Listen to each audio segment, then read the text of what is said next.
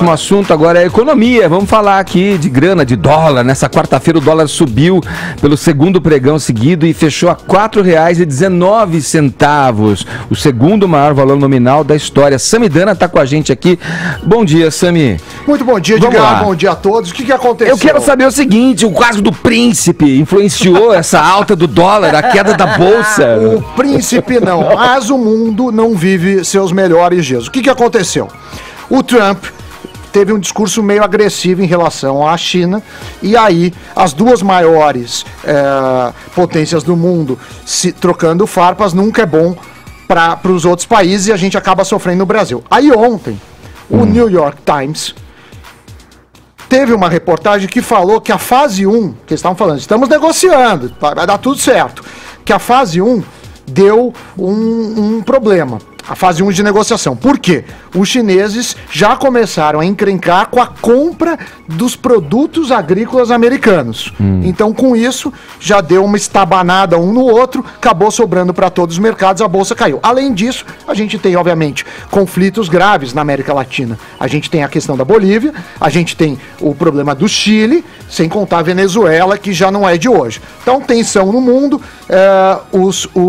os investidores ficam mais cautelosos, mais cautela, tiram dinheiro do Brasil, bolsa em queda, dólar em alta. O dólar está sendo negociado, foi negociado ontem a R$ 4,19, e para quem pretende viajar para o exterior, que é o dólar turismo, a R$ 4,35. Agora, isso deve continuar. Muita gente acha que para o dólar subir ou para a bolsa cair, precisa ter necessariamente motivos internos. Isso não é verdade. Às vezes, coisas que ocorrem nos Estados Unidos, na China, na Europa, nos afetam. E foi o que aconteceu ontem, foi o mais importante. Claro que teve uma questão também do Partido Novo do Bolsonaro, que ainda tem uma insegurança política. Principalmente porque as pessoas não sabem se com esse partido ele vai perder força política para aprovação das reformas. Porque no final das contas, pessoas como eu, que são mal vistas às vezes, se importam só com as reformas econômicas. Vocês podem botar fogo no mundo,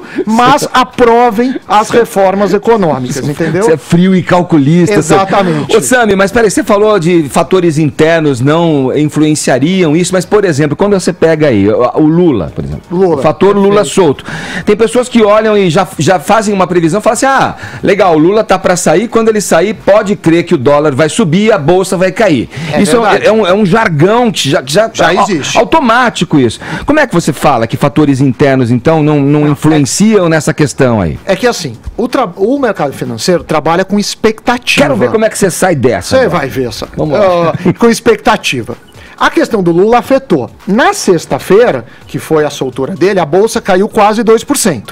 Feito isso, a informação do Lula já foi incorporada nos preços. Só vai mudar se aumentar ou diminuir a probabilidade dele ser elegível. Para o cenário atual, isso já está no preço. Para mudar alguma coisa, precisa ter uma nova notícia. Vou te dar um exemplo claro. Muitas empresas, as ações sobem quando a empresa tem prejuízo. Como é que explica isso? Se todo mundo estava esperando um prejuízo de 100 e o prejuízo é de 80, o realizado foi melhor do que o esperado. Isso muda preço. E o contrário também é verdadeiro. Se todo mundo quer espera um lucro de 50 e o lucro vem 35, isso cai. Então o cenário Lula já está incorporado. Se não tivermos novas informações, ou seja, chance de ele voltar para a cadeia, chance de ele se tornar elegível, não muda os preços. Por isso, a informação do Lula já foi capturada na sexta, mas o que afetou a Bolsa ontem, especificamente, foi o cenário externo predominantemente. Claro que às vezes tem coisas pontuais de uma empresa que deu um balanço ruim ou outra, mas eu tô falando de média da bolsa. Ô Sami, que loucura, hein, observar você falar, porque assim, a gente vê que até no campo da economia e dos números, nem a matemática é exata, né? Porque você veja, por exemplo, durante o governo Lula, uma das coisas que se fala do governo Lula é que nunca os bancos também ganharam tanta grana, é verdade, né? Onde teve tanto favorecimento para o sistema sistema bancário. Então. Empresários, Odebrecht, essas coisas. Pois é. Assim, como é que se explicaria isso, então, sendo que no próprio, a experiência com o governo Lula é uma experiência favorável, digamos, para o setor financeiro?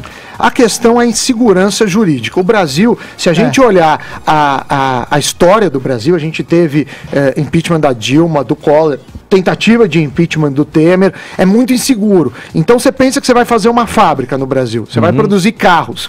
Você fica com medo, daqui a 5 anos o que pode acontecer? Então insegurança jurídica assusta investimentos, seja qual for. E o Brasil é um prato cheio de insegurança, porque a lei vai, muda, aí tem um entendimento da lei.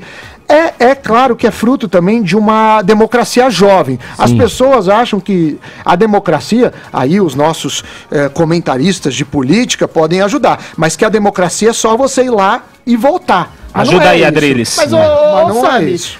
Você não está entrando em contradição aí? Você acabou de falar que o fator Lula solto não implica em qualquer tipo de terremoto no meio mercado. Não é isso. Já implicou. Na sexta-feira caiu 2%. Pois é, mas a permanência. Mas ele disse que o mercado assimilou. Já assimilou. Mas, pois é, isso exatamente que eu estou colocando. Isso não tinha a ver também com o leilão do pré-sal, que não foi bem sucedido? Não, isso foi antes. Também teve isso antes. É dinâmico. Vocês têm que se ligar que o mercado financeiro é dinâmico. Essa instabilidade de um Lula solto, de criminosos soltos, de uma insegurança jurídica, não afeta exatamente a possibilidade de reformas, já que quando você cria exatamente um embate absolutamente total entre o governo, entre uma polarização de um Lula, entre a possibilidade da volta de um Lula ser novamente candidato a presidente ou estabelecer um governo radical, isso implica exatamente falta, talvez, ou queda de apoio em relação ao Bolsonaro. Por exemplo, tem uma pesquisa que fala que a imagem do Lula, após ele ter sido libertado, melhorou uns 10 pontos. Isso causa uma insegurança, porque ele faz um discurso exatamente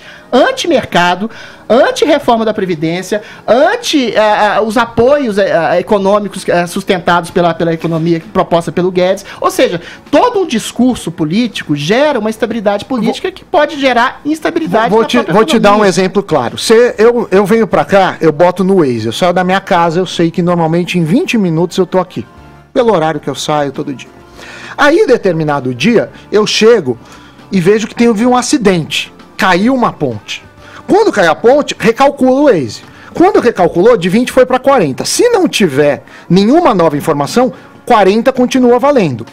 Aí, chega o bombeiro, chega o CT, arruma, cai para 30. Então, o mercado financeiro é assim. A cada nova informação, os preços estão ajustados. O que eu estou falando é que, após a soltura do Lula, você não teve novas informações no sentido do que pode acontecer. A gente não consegue calcular mais ou menos probabilidades de ele ser elegível, ou de ele voltar para a prisão, ou qualquer outra coisa que seja. Então, quando não tem novas informações sobre probabilidades, isso já está no preço. Todo mundo já sabe. Mas, de qualquer forma, o que eu estou falando é que insegurança jurídica é ruim.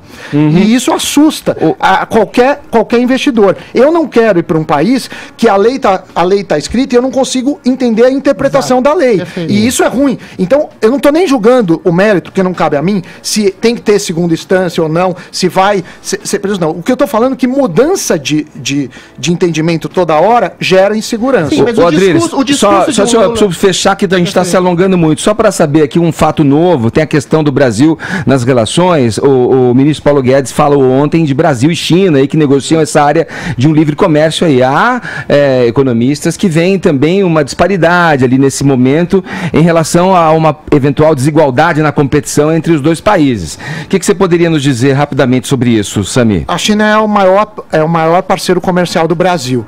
E um acordo seria muito bom para o Brasil. Sempre que você abre o mercado, você tem vantagens competitivas. Ou seja, você compra da China por um preço menor o que eles fazem de melhor e eles compram da gente o que a gente faz de melhor. O mundo evolui dessa forma. Quem seria o grande prejudicado é os Estados Unidos, porque ele se prejudicaria na relação com o Brasil e às vezes até com a China. Então isso ainda é muito inicial, está longe de ser uma proposta, ainda tem a questão do bloco, porque você tem que...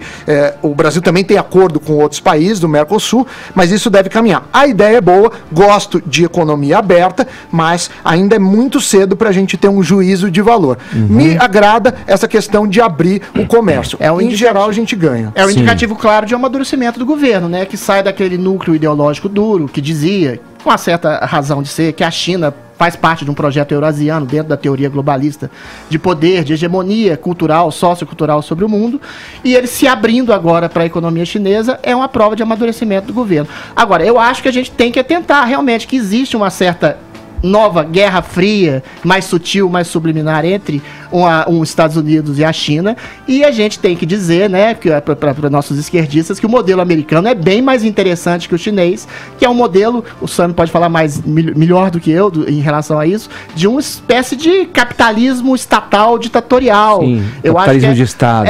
Você estabelecer um padrão norte-americano de hegemonia, de domínio sociocultural, eu acho muito mais interessante do que o modelo chinês. Eu acho que a gente tem que tomar cuidado com isso. Parece, para usar a linguagem do próprio presidente, que um casamento aí vai se rompendo, né?